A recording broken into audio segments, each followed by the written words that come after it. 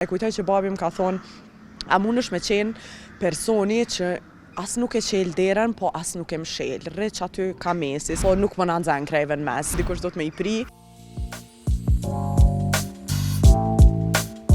Ajo vendosi të pri, nisi para teatrit kombëtar me poezinë, duke i shpall luftë patriarkalizmit. Unë gaboj, unë punoj, unë bërtas, unë marrise, unë flas palen tonë se unë jam njeri! Priu në protestat e përveçme, marshojmë, sfestojmë. E nga njëherë, rrugët e Kosovës ju duken të ngushta dhe priu edhe përtej oqeanit. Adelina Tërshani udhëhoqi marshin kundër ngrohjes globale në Washington me 2022. Vazhdoi në Itali, kësaj here duke bërë thirrje për paqe. Në festivalin për paqe Utopik në Rondinën e Itali, ku ishte edhe presidenti italian Sergio Mattarella, Adelina mban lart bukën, që në Kosovë, para më shumë se 2 dekadash, ishte simbol i marsh të grave kosovare kundër luftës. Io sono Adelina e vengo dal Kosovo. Durante la guerra in Kosovo migliaia di donne camminavano da una città all'altra, in silenzio, con il pane in mano. Camminavano per portare il pane a chi stava morendo di fame. Ma quella marcia della vita fu fermata dai militari. Oggi invece nessuno ci ha fermati di camminare per la pace.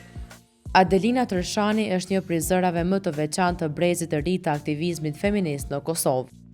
Angazhimi i saj nisi nga përballja me realitetet e përditshme të grave në fshatin ku ajo u rrit, me historitë e padrejtësive që shpesh mbeten të padukshme dhe të pashprehura.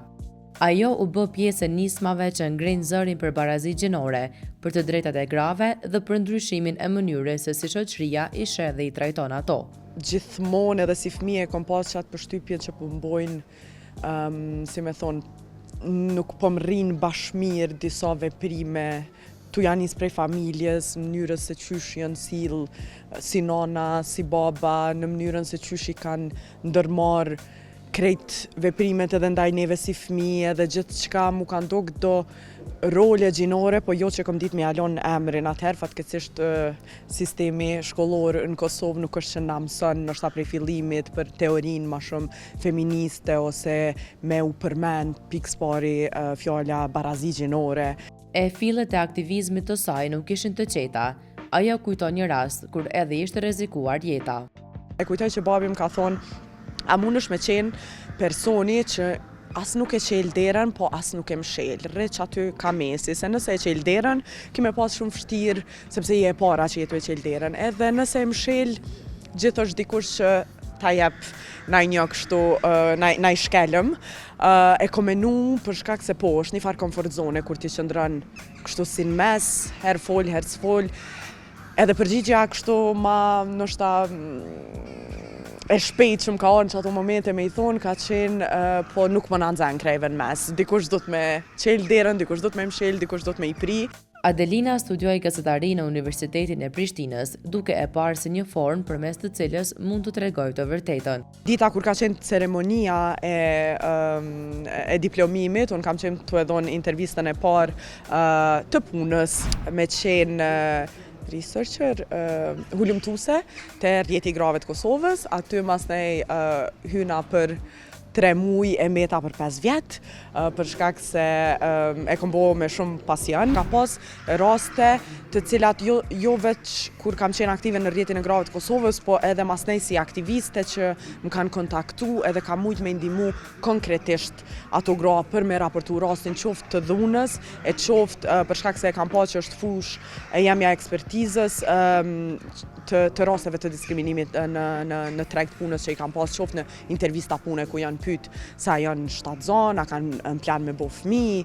Përtej punës si aktiviste, gazetare hulumtuese, ajo qysh herët ka gjetur një tjetër formë për ta shprehur revoltën dhe përvojën e saj, poezinë slam. Për të, kjo formë poetike është mjet komunikimi drejt për drejt që i jep zë ndjenjës.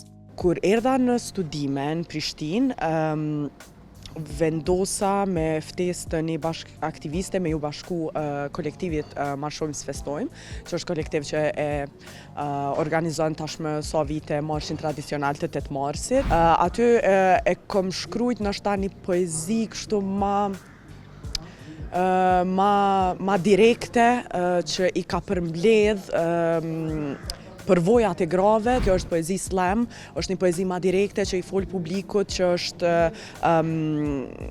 po ashtu ma e gjallë, që është e rëndësishme me përshu një mesazh.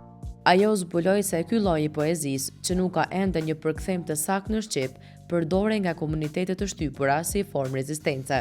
Nëse unë e qes si përvojë personale, e cila është në këtë rast përvojë personale, në një poezi edhe më vërshojnë që ato komente ose që ato mesazhe të qikave të reja, të cilat njihen të përfaqësume pa dasht, unë domosdoshmërisht me i përfaqësu ato mrena poezisë. Për shkak se një rast tillë ti as nuk mundesh me qenë në polici, është diçka që duhet me u punu në mentalitet, në mënyrën se qysh jemi rrit në kulturën shqiptare e kosovare, kështu që kur e shoh që i ndikon edhe ato njihen të përfaqësume veç për faktin që okej, nuk o ka të më ndodh veç mu, nuk o ka diçka që e kam imagjinu edhe nuk është diçka që veç mu është të më prek si grua dhe si qik e re në Kosovë, që aty e gjej me të vërtet forcen për me vazhdu me bo poezi tilla edhe e kom pa që ka tepër shumë efekt. Pas një angazhimit të pandalshëm në shoqërinë civile në Kosovë, ajo vazhdoi studimet për master në Universitetin e Sienas në Itali, duke fokusuar në një fushë të veçantë të studimit. Për shkak të punës edhe eksperiencës që e kisha pas, e kom pa që nuk ka shumë zonat grave mbrana saj, që është fusha e ndërtimit paqes edhe menaxhimit konflikteve. La prima domanda Dhe zëri i saj u dëgjua edhe në Itali, ku vlerësohet si një aktiviste që përmes kërkimit, angazhimit politik dhe shprehjes artistike, ajo bashkon botën e avokimit, aktivizmit dhe rrëfimit për të sfiduar shtypjen dhe për të krijuar hapësira dialogu. Sot Adelina është kthyer në Kosovë për të vazhduar aktivizmin aty ku e la para 2 vjetësh. Me poezi, me punë, me të mundu me taku gratë të moshave të ndryshme qika, po sidomos edhe përmes qytyne takimeve edhe përmes poezisë me vazhdu me bo qëtë aktivizmin tem që di me bo. Adelina ka përfaqësuar Kosovën në mënyrë të denjë në një sër festivalesh ndërkombëtare përmes poezive të saj unike të përkthyera me kujdes dhe përkushtim. E kom pa që me poezi e kom shumë ma të letë edhe po më vjen si terapi kur i qes përvojat e mia personale mrena saj, pa e pas domosdoshmërisht këtë presionin që poezia me pas rim, që poezia me pas një kronologji. Veç burri me burr, për shëndetet. Gratë mbajnë kuletat. Në koshat e tyre të pazarit s'ka produkte luksi, kese makarona, shampon, enësh, tepi i vogël banjoje, sa gram burnie kanë humë në kuletën e gruas sot, mendojnë burrat, tek përshëndesin njëri tjetrin.